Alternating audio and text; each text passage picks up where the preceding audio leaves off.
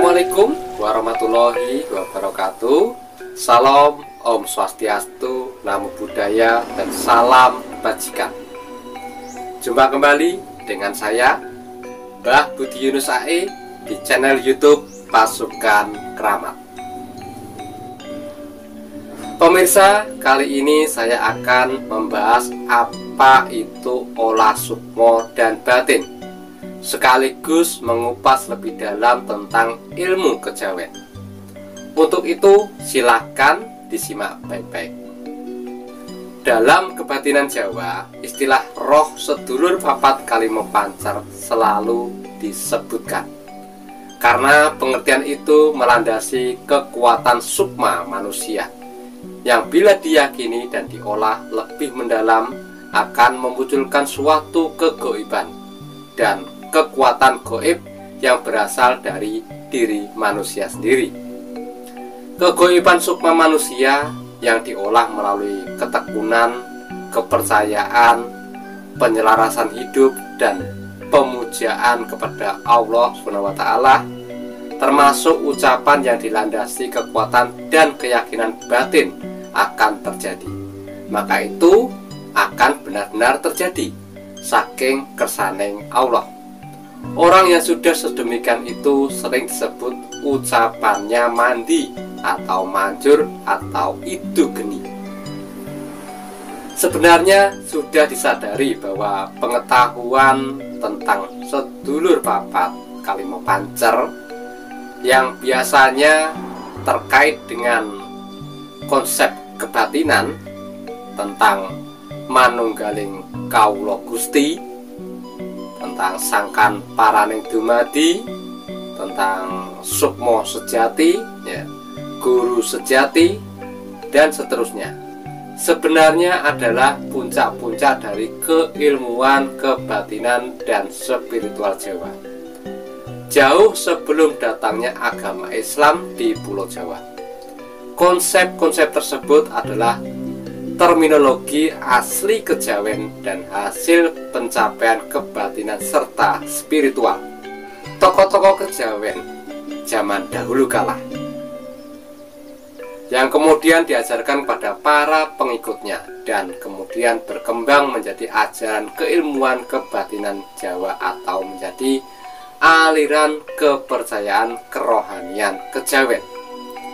Tetapi banyak orang yang kurang mengerti tentang roh sedulur papat, kemudian memberikan pandangan-pandangan yang lain, misalnya menyamakan artinya sebagai sifat-sifat seperti tanah, air, api, dan sebagainya yang terdapat dalam diri manusia, atau juga dalam penyebaran agama Islam di tanah air, di tanah Jawa dulu, sebagai tandingan ajaran kejawen dan untuk menghapuskan pengaruh ajaran Syekh Siti Jenar yang telah diterima secara umum di masyarakat Jawa.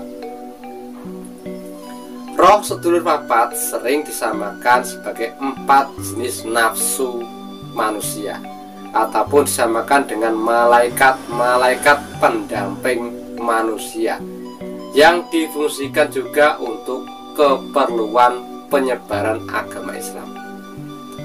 Arti kata pusaka kalimat sada dalam cerita pewayangan pun disimpangkan artinya menjadi kalimat syahadat. Ya, tanpa bermaksud menyalahkan atau merendahkan pandangan-pandangan lain tersebut, ya, saya hanya ingin mengingatkan bahwa konsep-konsep kejawen adalah asli terminologi kebatinan Jawa dan memiliki arti dan makna sendiri yang tidak dapat disamakan dengan arti dan makna dalam pandangan-pandangan lain. Jikapun dihubungkan dengan penghayatan kebatinan masyarakat, ya, terutama masyarakat Jawa, maka arti dan maknanya dalam konsep pandangan lain tersebut tidak akan sama dengan arti dan makna dalam konsep kejawen di masyarakat. Atau juga jika diterapkan dalam keilmuan kebatinan, maka arti dan makna konsep dalam pandangan-pandangan lain tersebut sama sekali tidak akan berguna dalam keilmuan kebatinan kejawen. Dalam video ini saya akan lebih menjelaskan sebagai hubungan roh sedulur papat dengan kemampuan seseorang ya dalam keilmuan batin atau gaib. Seringkali para praktisi kebatinan, termasuk orang-orang yang mampu melihat gaib, tidak menyadari keberadaan roh sedulur papat dan tidak mampu melihatnya, sehingga tidak mempunyai pemahaman yang dalam tentang roh sedulur papat, dan seringkali juga tidak dapat mendaya gunakan kemampuannya, kemampuan roh-roh itu, atau mendaya gunakan kombinasi kesatuan roh sedulur papat dan roh pancer. Memang tidak semua orang, termasuk yang mampu melihat gaib, mampu untuk melihat roh sedulur papat, karena dimensinya itu lebih halus dan lebih sulit dilihat daripada melihat kuntilanak, genderu, atau demit lainnya, atau roh-roh halus tingkat rendah lainnya yang biasa sering dilihat orang. Roh saudara kembar atau sedulur papat menjadi sesuatu yang sulit untuk dilihat, sehingga seseorang yang telah dapat melihat atau bertemu dengan roh sedulur papat ya, seringkali dianggap sebagai suatu keberuntungan dan keistimewaan tersendiri. Bahkan seringkali dikatakan ya dalam hubungan dengan kebatinan Jawa bahwa ilmu seseorang sudah mencapai puncaknya apabila sudah dapat menemui wujud guru sejati yang tidak lain adalah roh sedulur papat, yang wujudnya secara halus benar-benar mirip dengan orang yang bersangkutan tersebut. Tetapi ya, sebenarnya itu barulah awal dari suatu tahapan yang penting yang harus dikembangkan lagi ke tingkat yang lebih tinggi. Hanya sekedar bisa melihat atau bertemu dengan roh sedulur papat tidak akan berarti apa-apa dan tidak akan memberi manfaat apa-apa. Tetapi kesempurnaan akan didapatkan jika seseorang bisa mendaya gunakan kesatuan roh sedulur papat dengan orang itu sendiri dan setiap usaha dan perbuatannya.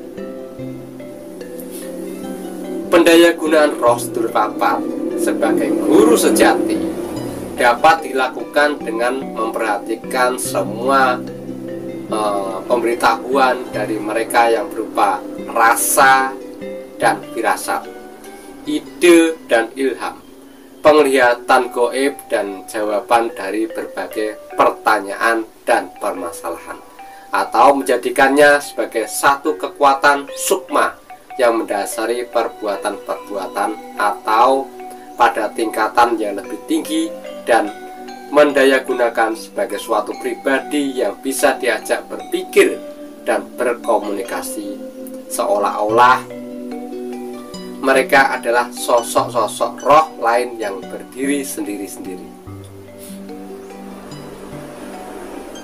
Untuk dapat lebih memahami yang saya jabarkan ini, sebaiknya mempelajari dahulu apa saja yang dimaksud sedulur papat kalimat pancar beserta wujudnya. Sekarang tentang olah sukma. Olah sukma adalah bagian dari olah batin, tetapi tingkatannya lebih tinggi daripada ilmu-ilmu kebatinan biasa. Tetapi di sisi lain, olah sukma juga menjadi dasar menuju tingkatan ilmu kebatinan dan spiritual yang lebih tinggi. dalam olah batin kita mengolah kekuatan batin dan ilmu-ilmu kebatinan. Sedangkan dalam olah sukma kita mengolah sukma kita, ya.